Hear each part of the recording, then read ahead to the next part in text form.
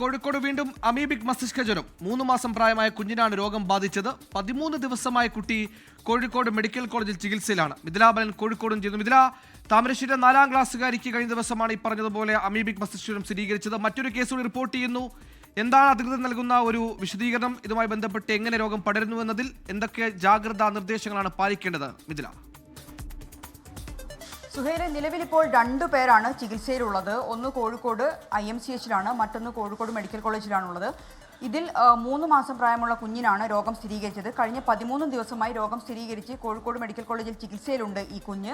ICUവിൽ എന്നാണ് നിലവിൽ നമുക്ക് ലഭ്യമാകുന്ന വിവരം.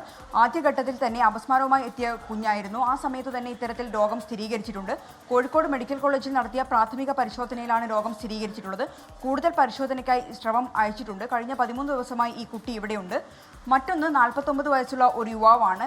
ഈ യുവാവിൻ്റെ സ്രവ പരിശോധനയിലും കോഴിക്കോട് മെഡിക്കൽ കോളേജിൽ നടത്തിയ പരിശോധനയിൽ രോഗം സ്ഥിരീകരിച്ചിട്ടുണ്ട്. പക്ഷേ കൂടുതൽ പരിശോധന ഇതിൽ നടക്കേണ്ടതുണ്ട് എന്നാണ് ആശുപത്രി അധികൃതർ അറിയിച്ചിട്ടുള്ളത്.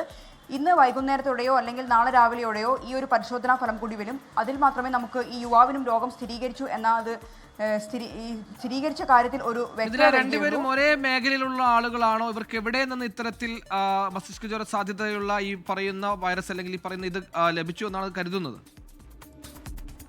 സുഹൈൽ, ഒരേ പ്രദേശത്തുള്ള ആളുകളല്ല. ഈ 3 മാസം പ്രായമുള്ള കുഞ്ഞെന്ന് പറയുന്നത് ഓമശ്ശേരി ഭാഗത്തുള്ള ആളാണ്. ആ ഭാഗങ്ങളിലുള്ള കിണറുകളിലെല്ലാം സാമ്പിൾ ഇപ്പോൾ നിലവിൽ ആരോഗ്യവകുപ്പിൻ്റെ നേതൃത്വത്തിൽ പരിശോധന നടത്തുന്നുണ്ട്. സാമ്പിളുകൾ പരിശോധനയ്ക്ക് അയച്ചിട്ടുണ്ട്.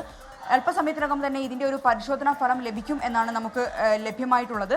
നിലവിൽ ആരോഗ്യവകുപ്പ് ജാഗ്രതാ നിർദ്ദേശം നൽകിയിട്ടുണ്ട്. കഴിഞ്ഞ ദിവസം നമ്മൾ കണ്ടതാണ്, താമരശ്ശേരിയിൽ സമാനമായ രീതിയിൽ ഒരു കുട്ടിക്ക് രോഗം സ്ഥിരീകരിക്കുകയും മരിക്കുകയും ചെയ്ത ഒരു സാഹചര്യമുണ്ട്. അന്നും തന്നെ ഇതുപോലെ തന്നെ ജലാശയങ്ങളിൽ, താമരശ്ശേരി പഞ്ചായത്തിൻ്റെ പരിധിയിലുള്ള ജലാശയങ്ങളിൽ ഇറങ്ങുന്നതിനും കുളിക്കുന്നതിനുമെല്ലാം നിയന്ത്രണം ഏർപ്പെടുത്തിയിട്ടുണ്ടായിരുന്നു. അവിടെയുള്ള വെള്ളത്തിൻ്റെ ഒരു പരിശോധനാ ഫലം കൂടി ലഭിക്കേണ്ടതുണ്ട്. നിലവിലിപ്പോൾ നേരത്തെ 3 പേരായിരുന്നു ഇത്തരത്തിൽ ചികിത്സയിലുണ്ടായിരുന്നത്. ആ ഉണ്ടായിരുന്ന ഒരു കുഞ്ഞാണ് മരിച്ചത്. മറ്റ് 2 പേർ ഇപ്പോൾ ചികിത്സയിലുണ്ട്.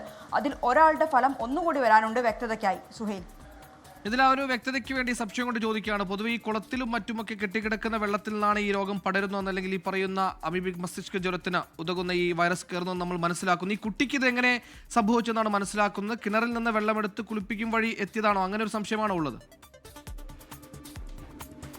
ആരോഗ്യവകുപ്പ് അങ്ങനെ ഒരു സംശയത്തിലേക്കാണ് തന്നെയാണ് പോകുന്നത്. കാരണം മറ്റ് കുളത്തിൽ കുളിക്കാനുള്ള ഒരു സാധ്യത എന്തായാലും ഈ 3 മാസം പ്രായമുള്ള കുഞ്ഞിനില്ല. അതുകൊണ്ട് തന്നെ ഈ കിണറ്റിലെ വെള്ളത്തിൽ നിന്നും ഏതെങ്കിലും രീതിയിൽ കുഞ്ഞിൻ്റെ ശരീരത്തിൽ ഈ അമീബ എത്തിയതാണോ എന്ന ഒരു സംശയമാണ് ഇപ്പോൾ ആരോഗ്യവകുപ്പിനുള്ളത്.